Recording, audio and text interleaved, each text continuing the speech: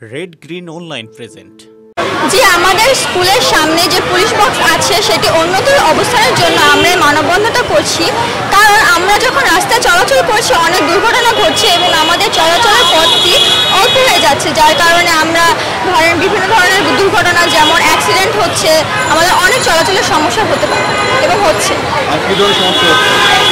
যে আমাদের স্কুলের যে সৌন্দর্যটা আছে সেটিও নষ্ট হচ্ছে, আমাদের যে চলাচলের জায়গা আছে সেটিও নষ্ট হচ্ছে। যে এটা উপকারী কিভাবে আসে যদি এটা দুর্ঘটনায় ঘটায়।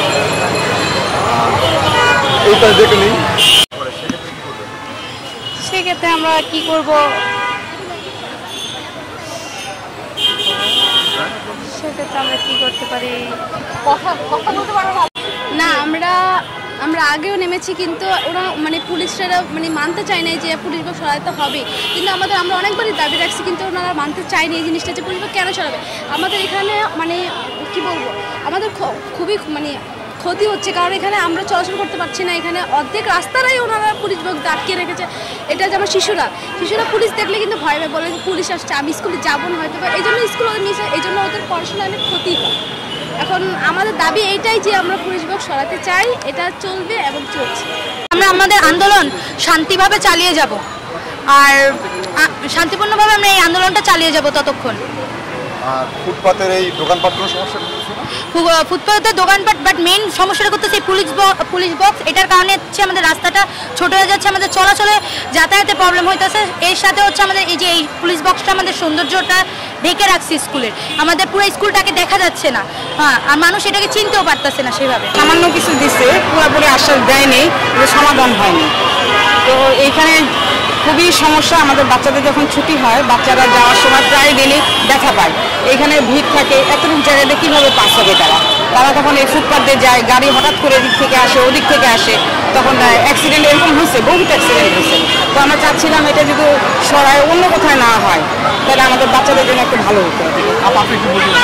আমরা বেশ কয়েকদিন আগে থেকেই স্টুডেন্ট অভিভাবকদের পক্ষ থেকে আমরা পাচ্ছিলাম যে এটা সরালে ভালো হতো। আমাদের এদিকে একটা গেট হওয়ার কথা, যেহেতু এই গাড়ি ঘোড়ার মেইন রাস্তা হাইওয়ে মাঝামাঝি হওয়াতে আমাদের প্রবলেম হচ্ছে। তখন আমরা শান্তিপূর্ণভাবে সমাবেশ করেছি, লাইন করেছি। এখানে আমরা গতকাল এখানে অনেক ব্যানার ফেস্টুন লাগিয়েছিলাম, সেগুলো নাই হয়ে গেছে। কে করেছে রাতের অন্ধকারে, সেগুলো নাই হয়ে গেছে।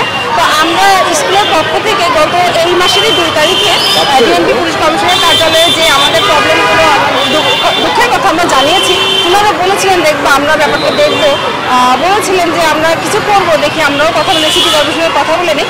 তো এই পর্যন্তই আছে। তো এখনও বোধ হয় আর সরানোর কোনো প্রস্তাবনা ওনাদের পক্ষে আর নাই। এই জন্য আমরা আবার এই লাইন করে ছেলেমেয়েদের নিয়ে এসেছি।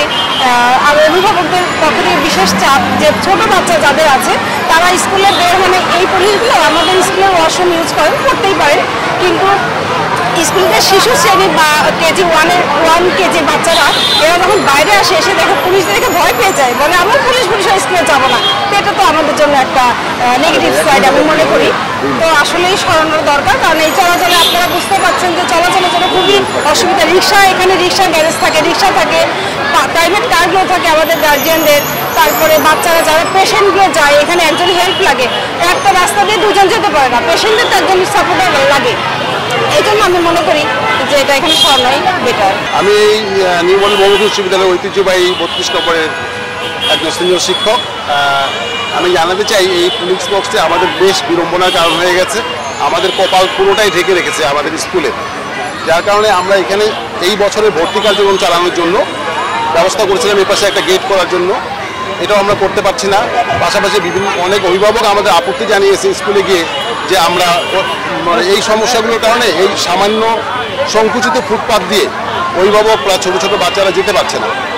সেই প্রেক্ষাপটকে বিবেচনা করে আমরা বিভিন্ন জায়গায় অফিসিয়ালি যোগাযোগ করেছি, মাননীয় কমিশনারের কাছে অ্যাপ্লিকেশন দিয়েছি। উনি বলেছিলেন যে এটা দোতলা করা যাবে, দোতলা করে নিচে ফুটপাথ ফ্রি করা হবে। তারপরেও কিন্তু ওনারা কোনো পদক্ষেপ গ্রহণ করেননি। কিন্তু এখানে দোতলা করতে গিয়ে সীমাবদ্ধতা হচ্ছে উপরে ইলেকট্রিক লাইন, আসলে সম্ভব না।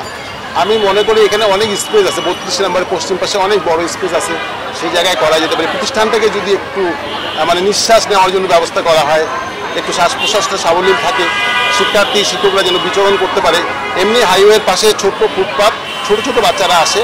তাছাড়া বিভিন্ন সময় এখানে পাবলিক পরীক্ষা অনুষ্ঠিত হয়, এবং চাকরির পরীক্ষা হয়, এসএসসি এইচএসসি পরীক্ষাগুলো হয়, তখন অনেক অভিভাবক বিচ্ছিন্নভাবে ছড়িয়ে থাকে এবং এই সব ছোটো জায়গাটা বেশ সংকুচিত হয়ে যায়, ওনারাও বিড়ম্বনার মধ্যে পড়েন।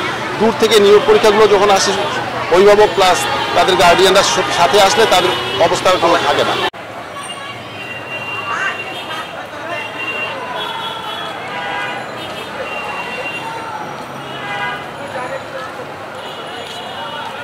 এই বিশেষ প্রতিবেদনটি যদি আপনাদের ভালো লেগে থাকে অথবা উপকৃত হন, তাহলে অবশ্যই এই চ্যানেলটি সাবস্ক্রাইব করুন এবং লাইক, কমেন্ট ও শেয়ার করে রেড গ্রিন অনলাইনের সাথেই থাকুন।